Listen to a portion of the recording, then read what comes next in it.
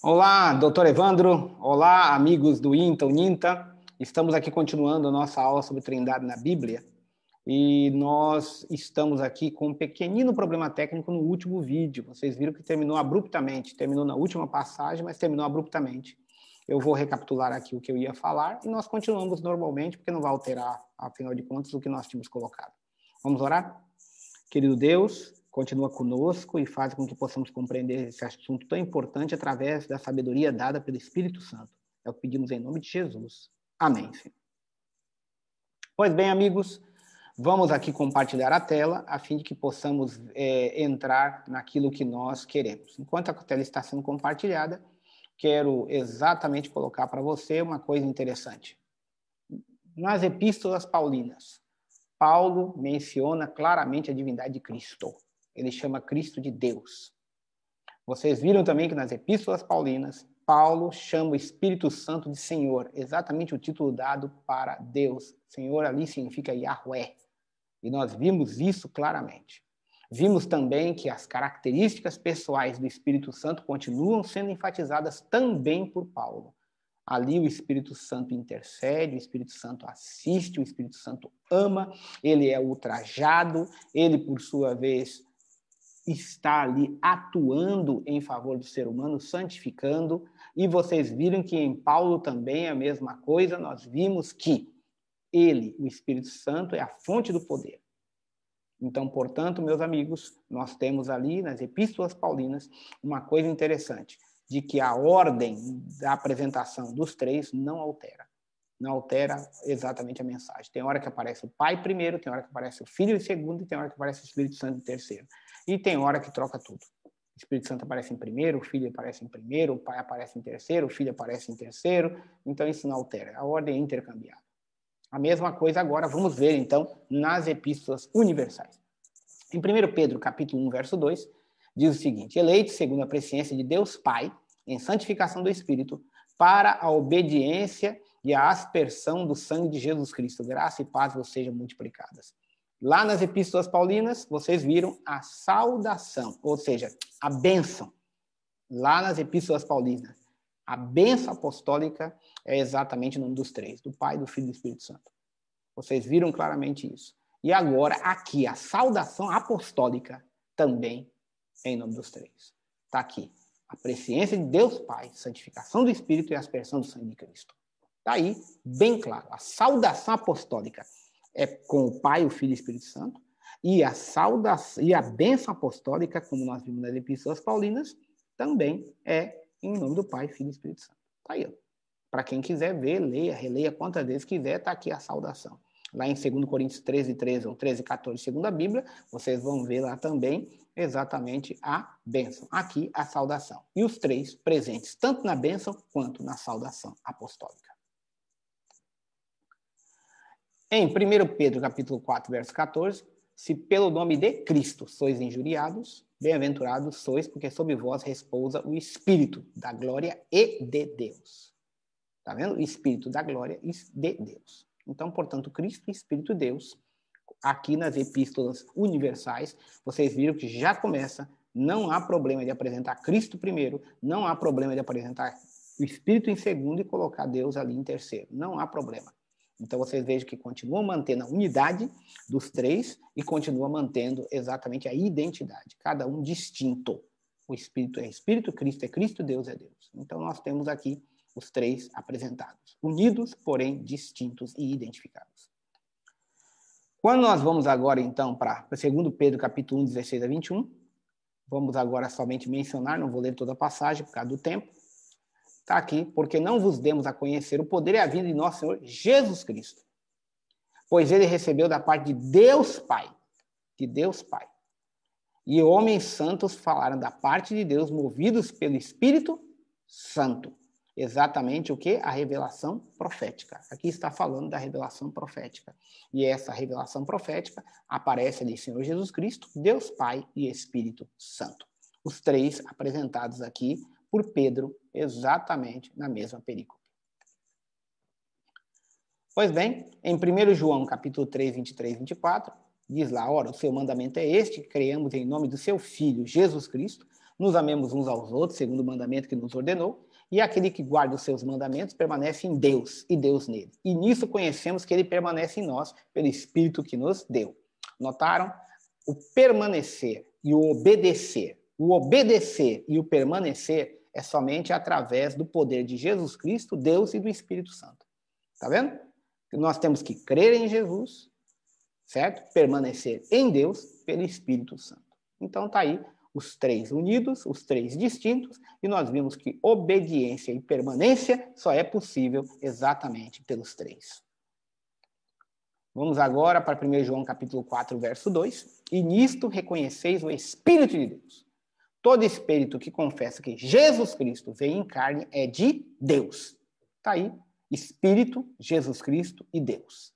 Vocês viram? Continua a mesma coisa que nós tínhamos nas epístolas paulinas, as epístolas universais. Os três unidos, os três distintos, os três na mesma passagem, e os três, por sua vez, atuando juntos. Então, portanto, nós vemos isso daí.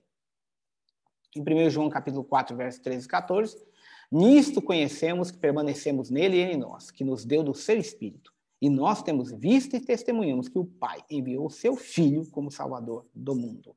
Está vendo aí? Permanecer, está vendo? Conhecer é através do Espírito, através do Pai e através do Filho. E nós temos visto e testemunhado que o Pai enviou o Filho como Salvador do mundo, e nós conhecemos e permanecemos nele através do Espírito. Portanto, nós temos aí mais uma perícope, mais uma passagem que trata dos três unidos e, ao mesmo tempo, os distintos, mostrando os três ali. Judas, capítulo 1, verso 20 e 21, diz: Vós, porém, amados, edificando-vos na fé tantíssima, orando no Espírito Santo, a oração é no Espírito, guardai-vos no amor de Deus, você está vendo aí o amor de Deus, esperando a misericórdia do nosso Senhor Jesus Cristo para a vida eterna. Notaram, meus queridos, Judas 1, 20 e 21? Orar no Espírito, guardar no amor de Deus, na misericórdia do nosso Senhor Jesus Cristo. Que coisa interessante. Que coisa interessante. A oração é no Espírito Santo. Essa oração, você vê que nos guarda e faz com que nós, na misericórdia, esperemos para a vida eterna, em Jesus Cristo. Então, portanto, os três em Judas também são mencionados, unidos, porém distintos. E nós temos Apocalipse agora. No livro do Apocalipse, vocês vão ver uma coisa interessante para nós encerrarmos a nossa consideração, a nossa aula.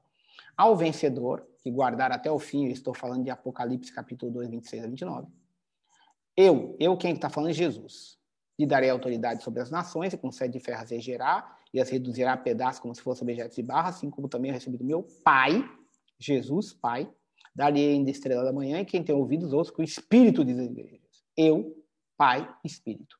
Notaram? O Espírito fala, tá vendo? O Pai é o Pai, o Espírito é o Espírito e Jesus é Jesus. Jesus, quando está falando, ele fala eu. E quem aí ele fala, quando o Espírito fala, o Espírito é que vai falar. Isso é bem distinto. Está ali. Jesus está falando eu, sou eu o Espírito. Meu Pai. E o Espírito vai dizer alguma coisa, e quando o Espírito diz, tem que ser ouvido. Então, portanto, os três aí. Em Apocalipse 3, 5 e 6, está lá. O vencedor será vestido de vestiduras brancas, de modo nenhum apagarei o seu nome do livro da vida. Pelo contrário, eu, Jesus, confessarei o seu nome diante do meu Pai e diante dos seus anjos. Quem tem ouvidos, ouça o que o Espírito diz às igrejas. Está vendo ali? Jesus confessará o nome diante do Pai e ele fala ainda, quem tem ouvido, ouça o que o Espírito diz às igrejas. Está aí. Os três unidos, os três, por sua vez, distintos. Apocalipse capítulo 14, versos 12 e 13. Aqui é interessante porque aqui trata sobre a identidade do remanescente. Vocês vão ver que em Apocalipse 12 a 14 nós temos o dragão, o diabo, Satanás, que tenta perseguir a igreja, não consegue destruí-la, persegue, entendeu? Mas não consegue destruí-la. E como ele não consegue destruí-la, ele vai agora atacar o remanescente. E aqui está a perseverança dos santos. Os que guardam os mandamentos de Deus e a fé em Jesus. Está aí a identidade do remanescente. Guardar os mandamentos de Deus e a fé em Jesus. Aqui, alguns podem pensar que mandamentos de Deus se refere a... Não, a mandamentos de Deus só se refere a uma coisa, os 10 mandamentos, conforme Êxodo capítulo 20. Isso é bem claro na hermenêutica bíblica e na nossa teologia, conforme nós vemos na revelação bíblica. Mandamentos de Deus se refere a Êxodo capítulo 20. E ali, os santos, aqueles que vão permanecer firmes, guardam os mandamentos de Deus. Não somente isso, eles creem em Jesus, eles têm a fé em Jesus ou têm a mesma fé que Jesus teve para suportar a provação. As duas coisas são válidas. Então ouviu uma voz de céus dizendo, escreve, bem-aventurados os mortos que desde agora morrem no Senhor. Sim, diz o Espírito, para que descansem das suas fadigas, pois as suas obras os acompanham. Então está aqui bem claro, a perseverança dos santos é guardar os mandamentos de Deus. Eles têm a fé em Jesus, e devido a isso, aqueles que estão sofrendo por causa de guardar os mandamentos de Deus e a fé em Jesus, o Espírito chega e diz, fiquem fiéis, porque são bem-aventurados. Eles descansam exatamente dos seus sofrimentos, pois as obras os acompanham. Então está aí bem claro, a identidade do remanescente. No Apocalipse, ela é trinitariana. A identidade do remanescente no Apocalipse, ela é trinitariana. É por isso que a Igreja de Deus nos últimos dias, ela não vai abrir mão da sua identidade trinitariana. Por quê? Porque justamente faz parte da revelação profética no Apocalipse que teria Deus, Jesus e o Espírito Santo para poder exatamente identificar e para poder sustentar, para poder manter e para poder exatamente permanecer firme em meio à perseguição demoníaca no qual o dragão está usando seus instrumentos para tentar destruir esse povo de Deus. Então, portanto, está aí. Esse povo de Deus, o remanescente, o povo final, aquele que vai chegar ali como igreja, que por sua vez vai ser a igreja fiel a Deus, inclusive nos últimos momentos da história da humanidade, guarda os mandamentos de Deus. Segundo, tem a fé em Jesus. Terceiro, ela é confortada e consolada pelo Espírito Santo de Deus, que fortalece e dá força para que eles guardem os mandamentos de Deus e tenham a fé em Jesus. Então, portanto, meu querido amigo, não há como separar exatamente a doutrina da Trindade bíblica do remanescente de Deus. Não há como. Por isso que o povo de Deus, nos últimos dias, ele vai ser trinitariano. E agora, em Apocalipse, capítulo 22, para fechar, o último capítulo da Bíblia, eu, Jesus, enviei o meu anjo para vos testificar estas coisas às igrejas. Eu sou a raiz da geração de Davi, a brilhante estrela da manhã. O Espírito e a noiva dizem, vem. Aquele que ouve, diga, vem. Aquele que tem sede, venha. Quem quiser, receba de graça a água da vida. Eu, a todo aquele que ouve as palavras da profecia desse livro, testifico. Se alguém lhes fizer qualquer acréscimo, Deus lhes acrescentará os flagelos escritos nesse livro. E se alguém tirar qualquer coisa das palavras do livro dessa profecia, Deus tirará a sua parte da árvore da vida, da cidade santa e das coisas que se acham escritas nesse livro. Aquele que dá testemunho dessas coisas, certamente diz, certamente venho sem demora. Amém, vem, Senhor Jesus. Eu, Jesus, o Espírito e a noiva dizem, vem. Deus, por sua vez, acrescentará os flagelos. Deus tirará a sua parte. E os três unidos concluem o livro do Apocalipse. Os três unidos. Lembra? Nós vimos, então, ali unidos e termina agora unidos. Unidos estão. Então, portanto, meus queridos amigos, nesse estudo que nós tivemos aqui, nós podemos ver... Deixa eu falar para vocês agora o total. Nós podemos ver 95 passagens bíblicas. Nessas 95 passagens bíblicas, 3 eram evidências exatamente da divindade, da Trindade, certo? Eu uso os termos intercambiavelmente, não há problema nenhum de usar divindade e Trindade. Pelo contrário, são termos aí muito adequados. Trindade é um termo adequado, não há problema nenhum. Ah, mas Trindade não tem na Bíblia, e daí Bíblia também não tem na Bíblia. Milênio não tem na Bíblia, e são todos ensinos bíblicos. Escola sabatina não tem na Bíblia. Entendeu? Escola dominical não tem na Bíblia. E nós usamos. Então, isso aí não é problema, não. O detalhe disso é a verdade que está expressa. E esses termos que são usados são termos que definem bem o que nós queremos transmitir. Então, portanto, quando nós olhamos para a Bíblia, nós vimos o seguinte. Em primeiro lugar, os três são reais. 3 pessoas divinas. Vocês viram que na Bíblia os 3 estão juntos em 95 passagens. 95. Além de estarem juntos, eles mantêm a sua identidade. O Pai é o Pai, o Filho é o Filho, o Espírito é o Espírito. O Pai é uma pessoa divina, o Filho é uma pessoa divina e o Espírito Santo é uma pessoa divina. Esses 3 são chamados de Deus, Senhor e Yahweh. Os 3 são eternos. Os 3 participam da salvação, da justificação, da purificação. Os 3, por sua vez, abençoam.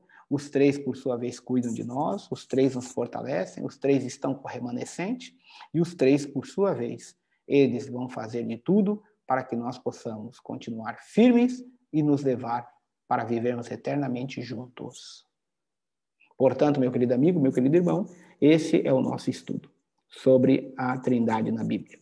Existem outros estudos, não vai fazer parte do meu escopo, eu só queria mostrar essa parte aqui, mas aqui nós já podemos ver que, biblicamente falando, na sequência, vocês viram que as conclusões vieram do texto.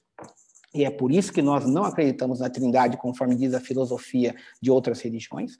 Nós não acreditamos na doutrina da Trindade, conforme ensinam outras denominações. A doutrina da Trindade, de onde tiramos, é da Bíblia, conforme nós temos revelado nessas passagens. Então, portanto, senhores, tenham a alegria de poder dizer que é sólida. Na Bíblia é muito sólido. Ou qualquer outra coisa fora disso não tem solidez. Porque vocês viram claramente, nós lemos na Bíblia os três juntos e ao mesmo tempo mantendo a sua identidade. Onde o Senhor é Deus, o Espírito Santo é Senhor e vocês viram que Jesus Cristo é Senhor. Nós vimos que o Pai é eterno, o Filho é eterno, o Espírito Santo é eterno. Nós vimos que o Pai ama, nós vimos que o Filho ama e nós vimos que o Espírito Santo ama. E muitas outras características pessoais que foram apresentadas, tanto por Jesus Cristo, quanto pelos outros livros dos apóstolos. Portanto, meus queridos, com tranquilidade, posso apresentar isso para vocês e falar a doutrina da Trindade, uma doutrina bíblica, e apeguem-se àquilo que está na Bíblia. Tomem cuidado com outras bases filosóficas que existem por aí, porque aí se desviam e nós vamos ter muito problema com isso. Agora, quando a gente se apega à Escritura Sagrada, nós vemos que na Escritura Sagrada nós temos solidez para sustentar isso. Inclusive, o povo de Deus nos últimos dias é identificado exatamente pelo Pai, pelo Filho e pelo Espírito Santo. Que Deus abençoe a todos. Quero agradecer ao Ninta pela oportunidade.